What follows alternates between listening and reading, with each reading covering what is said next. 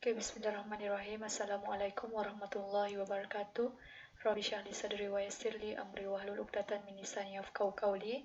So, hari ini kita sambung part 2 di bawah bab 2 faktor dan gandaan, yaitu 2.2. Hari ini kita akan tengok gandaan sepunya dan gandaan sepunya terkecil, GSTK. Standard pembelajaran kamu ada 3 sahaja pada hari ini, yaitu yang pertama, kamu boleh menerang dan menentukan gandaan sepunya bagi nombor bulat. Yang kedua, kamu boleh menentukan GSTK bagi 2 dan 3 nombor bulat. Yang ketiga, kamu boleh menyelesaikan masalah yang melibatkan GSTK. So, SP yang pertama, apa itu gandaan sepunya? Okay, sebelum kita melihat apa itu gandaan sepunya, kita kena tahu apa itu gandaan. Okay, gandaan ini adalah, perhatikan. 9 kali 1, 9. 9 kali 2, 18. 9 kali 3, 27. Jika kita lihat nombor 9 ni, kalau kita darab dengan nombor 1, 2, 3 dan juga seterusnya lah, dengan kata lain sifir 9, yang mana dia menghasilkan nilai ini 9, 18, 27, maka 9, 18, 27 dan nombor-nombor sifir yang seterusnya itu disebut sebagai gandaan bagi nombor 9. Faham? Ataupun kalau cukup bagi kamu sifir 2, cuba kamu sebut gandaan untuk 2. Gandaan untuk 2 semestinya akan jadi, cepat. Gandaan untuk sifir 2 kamu akan dapati, kamu ada sifir 2. 2 kali 1, 2. 2.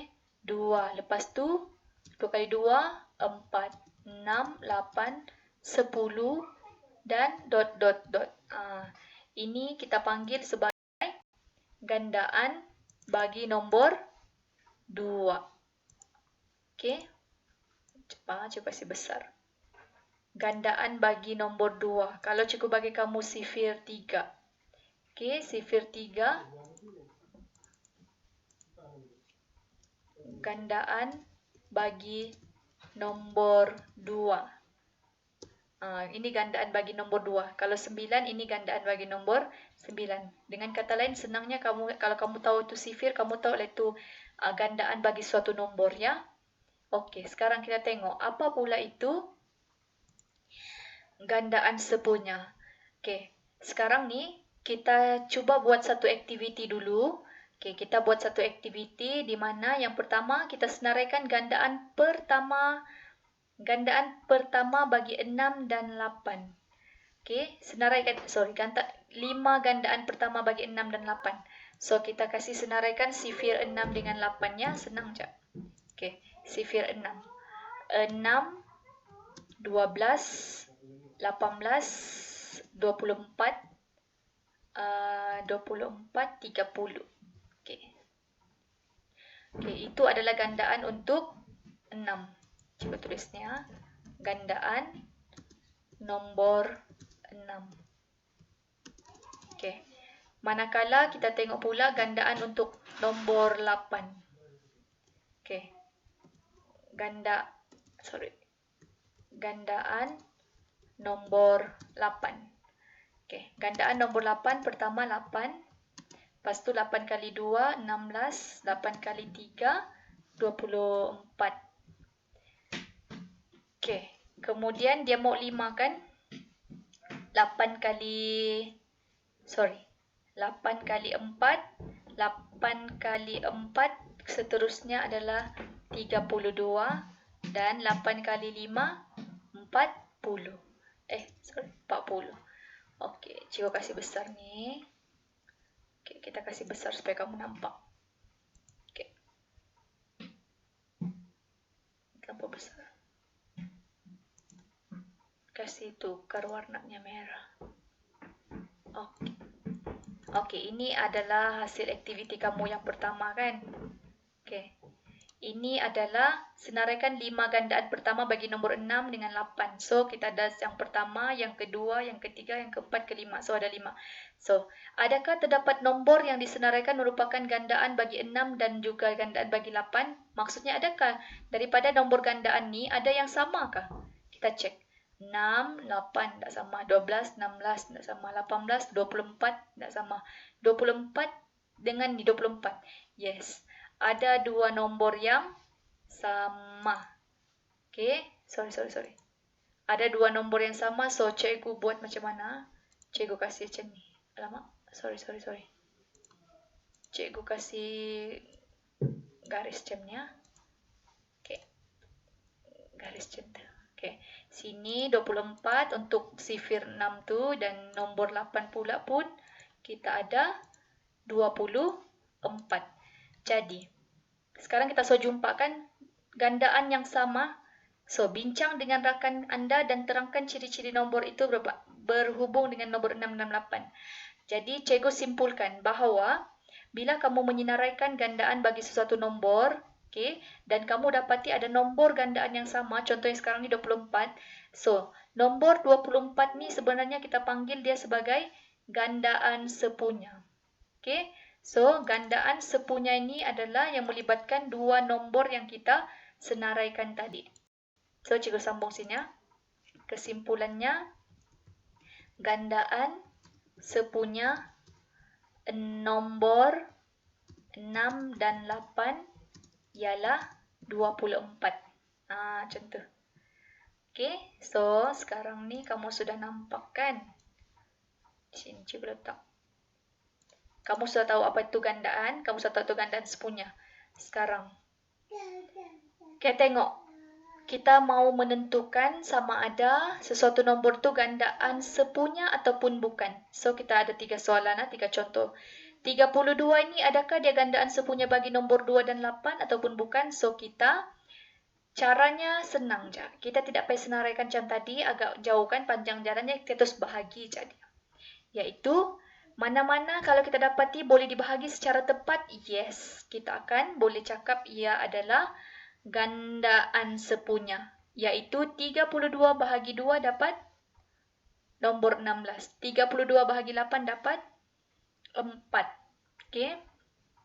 Jadi, 32 ni kita boleh bahagi dengan tepat bagi nombor 2 dengan 8. Maka, 32 ialah gandaan sepunya bagi nombor 2 dan 8. Okey, seterusnya 60. Adakah 60 ni gandaan sepunya bagi nombor 5, 15 dan 24? So, kita terus bahagi je. 60 bahagi 5 dapat 12. 60 bahagi 15 dapat 4. 60 bahagi 24 dapat 2 bahagi 12. Ataupun dia dapat nombor perpuluhan. Okey, tengok 60 bahagi 24 kan? Dapat ni, dapat 0.1041. Betulkah? Sorry. Macam salah ya cikgu tekan. 60 bahagi 24. 2.5. Dapat 2.5 kan? Jadi, 60 bahagi 24 dapat 2.5 ataupun 2 bahagi 12. Maka, 60 ni bukannya gandaan sepunya bagi nombor 5, 15 dan 24. Ataupun dengan kata lain, 5, 15 dengan 24 ni tidak berkongsi gandaan sepunya, iaitu 60. Bukan. Sebab salah satu daripadanya iaitu nombor 24 ni dia ada baki. Kita tengok soalan C. Adakah 72 ni gandaan sepunya bagi nombor 8, 9, 18 dan 24? So, kita bahagi je semuanya dengan nombor tadi. 72 bahagi 8 dapat 9. 72 bahagi 9 dapat 8. Sebaliknya lah. 72 bahagi 18 dapat 4. 72 bahagi 24 dapat 3. Maka, 72 ini ialah gandaan sepunya bagi keempat-empat nombor tadi. Faham? Okey, kita pergi seterusnya. Senaraikan 5 gandaan sepunya pertama bagi 2, 3 dan 4. Yang ni kita buat tadi, yang masa aktiviti tadi. Okey, gandaan 2, so kita senarai 2, 4, 6, 8, 10, 12, 14. Dia mau 5 gandaan pertama kan? Okey, so kita senaraikan 5 lah. 1, 2, 3, 4, 5. 5, 6, 7. Dia senaraikan 7 sebab dia tidak jumpa lagi yang sepunyanya. So, dia senaraikan lebih daripada 5 lah. Sepatutnya ni bukan 5 lah. Gandaan bagi 3, 3, 6, 9, 12, 15. Okey, ini 5 gandaan pertama. Kemudian yang nombor 4, 4, 8, 12, 16. Okey, kenapa kita letak koma, dot. Sebabnya Selepas 14 ni kita ada gandaan-gandaan yang seterusnya lah, yang menunjukkan ada nombor yang berikutnya lah. Kena ditulis, kena ada koma, kena ada 3 dot je, tidak boleh lebih-lebih ya. Kena ada koma, dot, dot, dot, macam tu. Tidak boleh lebih-lebih dotnya tu jaga. Okey, gandaan sepunya pertama bagi 12, bagi 2, 3 dan 4 ialah 12. Sebab bila dia check bentuk nombor yang sama di antara dua yang pertama ni adalah nombor 12. Sebab 2 tidak sama, 4 2 dengan 4 je, 3 ni tiada. Jadi tidak sepunya, dia tidak kongsi 3-3. Tidak dikira. 6, 6. Tapi 4 tiada 6. So, tidak boleh juga 6. 8, 8, 2 dengan 4 je ada. 3 tidak boleh. So, tidak boleh juga. 10, 10 pun tiada. 12, 12 kali tengok 12 dekat gandaan kedua ada, dekat gandaan ketiga ada, dekat gandaan keempat pun ada. So, 12 ini sebenarnya adalah gandaan sepunya yang pertama bagi nombor 2, 3 dan 4. Okey?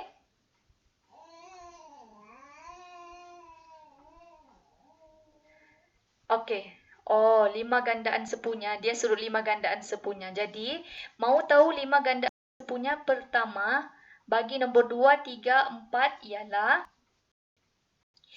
bermula daripada nombor 12, diikuti nombor 24, kemudian diikuti 36, diikuti 48 dan diikuti nombor 60. Okey? Kalau kita senaraikan semuanya, sepatutnya kan dia cakap senaraikan 5 gandaan sepunya yang pertama. Bukan kita senaraikan 5 gandaan yang pertama. 5 gandaan sepunya pertama. Ini lepas 14 ni, sambung lagi sifirnya sampai dapat 60. Okey, 2 darab 30. Tapi panjang kan? Jadi kamu kena senaraikanlah, cari satu-satu. Tapi dalam soalan exam taklah sepanjang tu ya. Okey, seterusnya. SP yang kedua. Apa itu JSTK? JSTK ini adalah singkatan bagi perkataan gandaan sepunya terkecil. Okey, apa itu gandaan sepunya terkecil? Sekarang kita sudah belajar apa itu gandaan sepunya. Contohnya bagi nombor 6 dan 8 ialah 24, 48, 72 dengan 94 lah. Ini adalah gandaan sepunya untuk nombor 6 dengan 8. Tadi itu kita dapat untuk yang pertama je kan 24, so dia senaraikanlah semua yang sepunya. Jadi antara gandaan itu, gandaan sepunya yang pertama 24 itu adalah bernilai paling kecil. Maka nombor 24 ni kita akan sebut dia sebagai JSTK bagi nombor 6 dan 8. Okey. Dengan kata lain, kalau kamu senaraikan kan, macam tadi ni kan. Kalau kamu bertanya mana satu JSTK-nya, yang paling kecil di antara semua ni adalah 12. So JSTK-nya adalah 12. Tapi kalau kita guna kaedah ni agak panjang ya. So kita ada beberapa kaedah untuk menentukan JSTK. Yang pertama menyenaraikan gandaan sepunya. Yang kedua pembahagian berulang. Dan yang ketiga pembahagian pemfaktoran perdana. Jadi kita tengok ketiga-tiga kaedah. Kaedah pertama menyenarai gandaan sepunya. So tentukan gandaan JSTK bagi nombor 2 dan 3. Okey, gandaan sepunya terkecil. Pertama kena faham apa tu gandaan. Lepas tu fahamkan konsep gandaan sepunya. Sekarang kita mau tengok gandaan sepunya terkecil. So, macam mana caranya? Yang pertama kita guna kaedah yang pertama, penyenaraian semula. Penyenaraian gandaan sepunya. So, macam biasa cikgu ajar tadi, kita ambil sifir 2 dengan sifir 3, sebab 2 dengan 3 kan. So, senaraikan 2, 4, 6, 8, 10. Lepas tu 3, 3, 6, 9, 12. So, kamu cek yang mana dia kongsi nombor gandaan yang sama. Kita bulatkan. So, gandaan sepunya pertama terkecil ini adalah gandaan sepunya yang pertama sama yang kamu jumpa dalam senarai itu. So, gandaan sepunya bagi nombor 2 dan 3 yang terkecil ialah nombor 6. Seterusnya, kita guna kaedah pembahagian berulang. Okey, kaedah pembahagian berulang ni macam kita belajar FSTB tu. Faktor FS faktor sepunya terbesar. Tapi ini terbaliklah yang terkecil. Okey, yang ini caranya adalah yang pertama, tengok soalan. Soalannya adalah, dia mau kamu cari JSTK bagi 6, 3, 6 dan 9. So, kamu pun buatkan rumah-rumah ni. 3, 6, 9. Buat garisan ni dulu. Lepas tu isi nombor yang soalan 3, 6, 9. Okey, baru kamu fikirkan apakah nombor yang paling sesuai untuk dibahagikan kepada nombor-nombor ini supaya nombor-nombor ini menghasilkan nombor bulat. Okey, jadi bila cikgu cek kita tengok ialah nombor yang paling sesuai sifir 3. Jadi kita pun letak nombor 3 tu di luar ni pertama. So garis. Kemudian macam ni lah cikgu harus tunjuk. Kalau ni saya siapkan 369 kan. 369. Cikgu tunjuk di sini ya. Lama dia nak keluar pula. Okay, not responding. Okay, ini contoh ya. 369 kan tadi. Macam mana mau cari GSTK-nya? Tengok ni betul-betul anak-anak. Okay.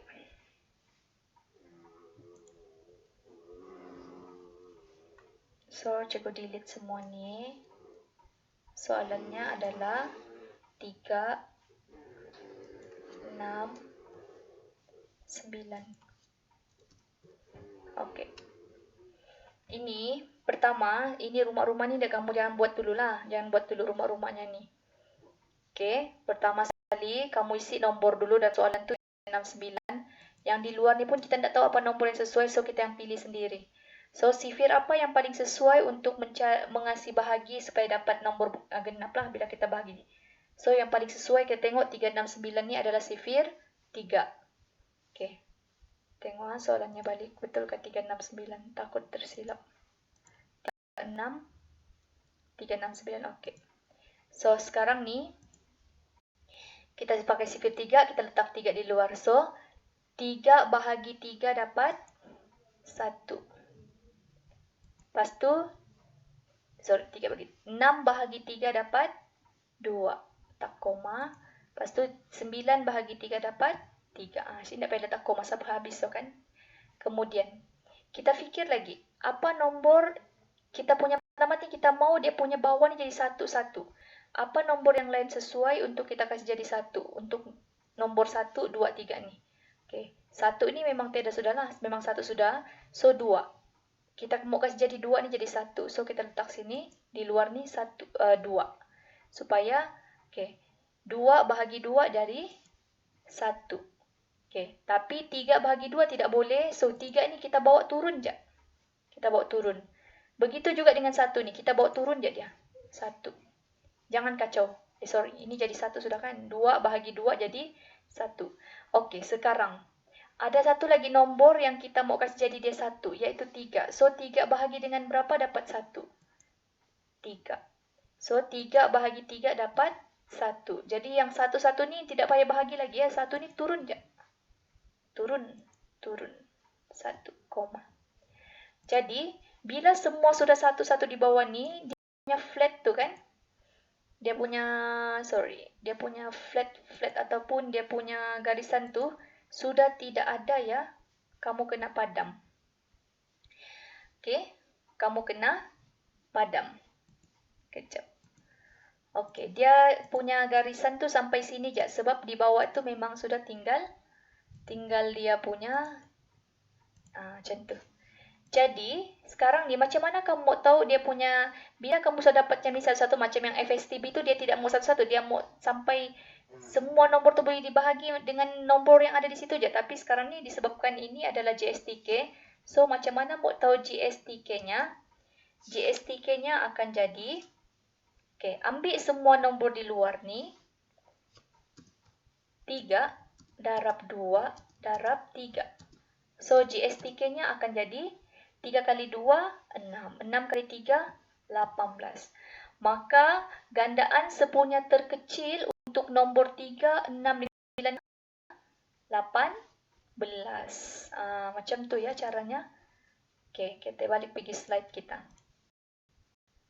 Okay, dia mau jadi salah satu. So, dia jadi 18. Itu adalah guna kaedah pembahagian berulang. Itu tekniknya. Okay, ini dia punya nota tu. Bahagikan nombor-nombor itu yang pertama secara berturutan dengan pembahagi yang boleh membahagi sekurang-kurangnya satu nombor. At least satu nombor tu dia boleh bahagi dengan tepat. Nombor yang kedua, nombor yang tidak boleh bahagi dengan pembahagi yang dipilih diturunkan untuk pembahagian seterusnya. Dikasih turun je nombor yang tidak boleh tu. Dan yang terakhir, pembahagian berterusan sehingga semua hasil bahagi adalah 1. Dia mau semua ni jadi 1. Berterusan lah macam tadi. Daripada nombor 2 ni kita akan settle jadi 1. Lepas tu 3 ni kita akan jadi settle jadi 1. Sebila semua jadi 1, barulah kamu boleh berhenti membuat pembahagian berulang tu. Dan kamu ambil semua nombor-nombor di luar ni dan darabkan dia. Menjadilah dia nombor gandaan sepunya terkecil. Okey, kita pergi kaedah pemfaktoran perdana. Kaedah pemfaktoran perdana untuk nombor, soalannya dia mau kamu cek 3, 8 dengan 12. Soalan ketiga C. Kita guna kaedah pemfaktoran perdana, caranya adalah pemfaktoran perdana itu lebih kurang macam yang kita belajar dalam subtopik 2.1 lah, pemfaktoran perdana. So, kita senaraikan apakah faktor bagi 3 ialah 3 kali 1 kan. Tapi 1 kita tidak tulis ya, 3. Sebab 1 bukan nombor perdana. So, 3 lah dia start by 3. And then 8. Sifir, apakah hasil faktornya? Iaitu 2 darab 2 darab 2 dapat 8. Kemudian 12. Okey, 2 darab 2 darab 3 dapat 12. Okey. Kenapa susunannya begini? Sebab kita mau mencari titik persamaannya tu ya. Okey. Kenapa 2 ni tidak dikasih letaknya ke sini? 2, lepas tu kali 2, kali 3 di sini. Kasih undur. Sebab dia mau cari titik persamaan tu. Untuk faktor. Okey, macam ni. 2 ni memang tiada kawannya lah. Turun je 2, darab, turun. Ini ada titik persamaannya. Untuk 8, nombor 8 dengan 12. Iaitu faktor perdananya 2, 2, turun. Darab, turun. Begitu juga nombor darab faktor seterusnya. 2, turun 2, dapat 2. Lepas tu darab dengan, titik pertemuannya adalah di sini. 3 dengan 3. Bagi nombor 3 dan 12. Jadi, mau tahu GSTK bagi nombor 3, 18 dan 12 ialah 2 kali 2 kali 2 kali 3. Rupanya 24. Jadi, kaedah yang paling kamu disyorkan buat adalah kaedah pembahagian berulangnya. Ini yang paling disyorkan buat. Okey. Alternatif. Ada kaedah alternatif. Okey, 3, 8 dengan 12. Kenal pasti nombor yang terbesar, iaitu nombor 12.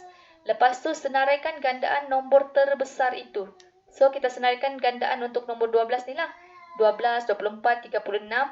Kemudian tentukan gandaan yang terkecil yang boleh dibahagi tepat dengan semua nombor yang lain.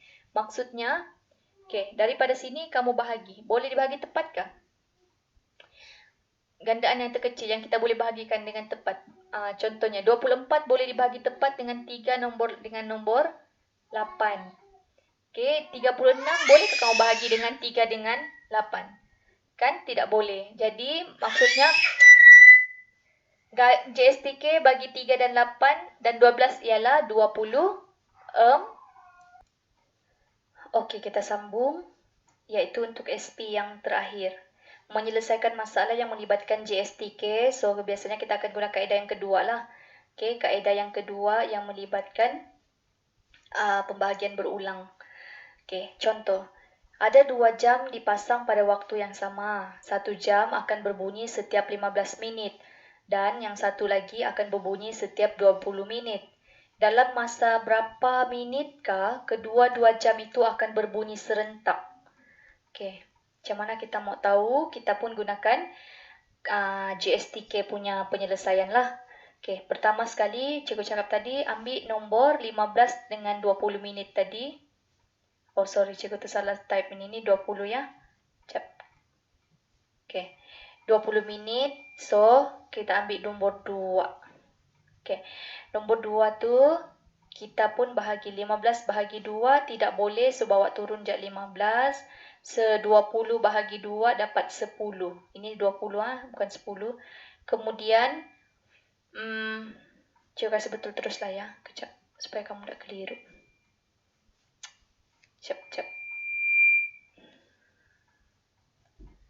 Dah hilang di sini. Di sini dia. Ni 20 kan? Okey, lepas tu daripada situ 20 bahagi 2 dapat 10. Kemudian cari sifir yang boleh selesaikan lagi, sifir 2. So, 15 ni tidak boleh ya. 15 bahagi 2 dapat perpuluhan. So, 15 ni turun saja. 10 bahagi 2 dapat 5. Okey, sekarang sifir berapa yang paling sesuai? Untuk 15 dengan 5 ni kita boleh pilih 3.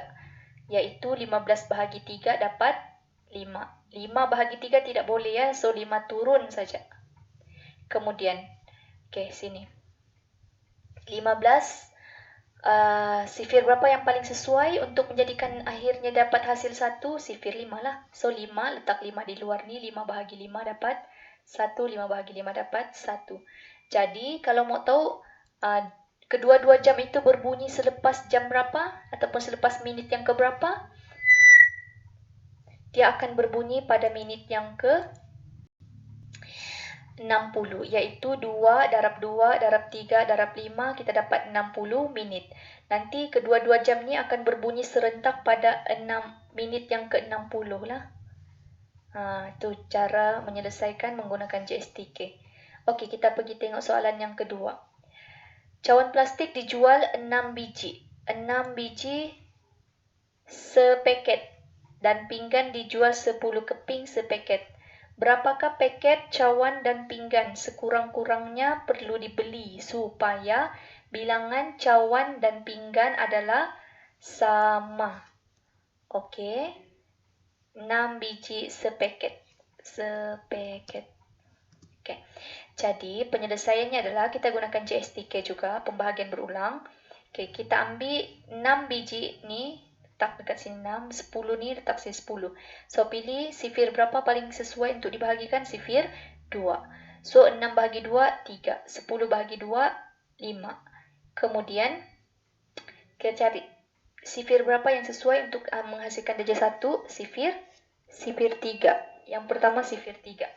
Kemudian, 3 kali 3 bahagi 3 dapat 1. 5 ni tidak boleh buat apa, dia turun je. Kemudian 1 dengan 5 ni macam mana mau selesaikan? Sifir 5 lah. Sebab kita mau selesaikan 5 ni jadi 1. 5 bahagi 5 dapat 1. Yang 1 ni turun saja. So settle sudah. Bila kamu dapat 1-1 ni, apa kamu buat? Okay. Bilangan cawan atau pinggan sekurang-kurangnya perlu dibeli adalah 2 kali 3 kali 5 ni, nombor-nombor di belakang ni. Sama dengan 30. Okey, sepatutnya sama dengan 30. Kenapa hilang ah? Kejap ah. Sama dengan 30. Okey. So, ni sama dengan 30.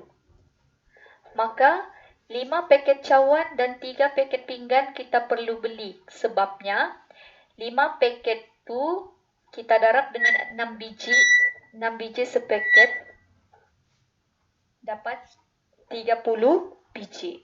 Manakala pinggan pun 3 paket kali 10 keping kita dapat 30 keping. Kita mau tahu yang 30 ni je. Jadi baru kita tahu berapa paket kita kena beli supaya setiap paket tu ada 30. Dia punya bilangan cawan dan juga bilangan pinggan. Okey. Seterusnya kita pergi yang terakhir. Okey, yang terakhir soalannya yang melibatkan kelas.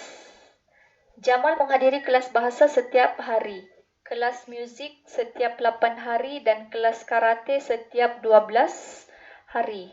Jadi, pada 13 Mei, Jamal ni menghadiri ketiga-tiga kelas. Pada hari apakah Jamal akan menghadiri ketiga-tiga kelas sekali lagi? So, caranya adalah ambil setiap hari yang dia hadiri kelas, ketiga-tiga kelas tu. Hari yang pertama 6 hari, hari yang untuk muzik 8 hari ke-8 dan hari yang ke-12 adalah hari karate itu 12, hari ke-12. Jadi kita selesaikan guna pembahagian berulang. Pilih satu nombor yang sesuai untuk dibahagikan, iaitu sifir yang paling sesuai 2.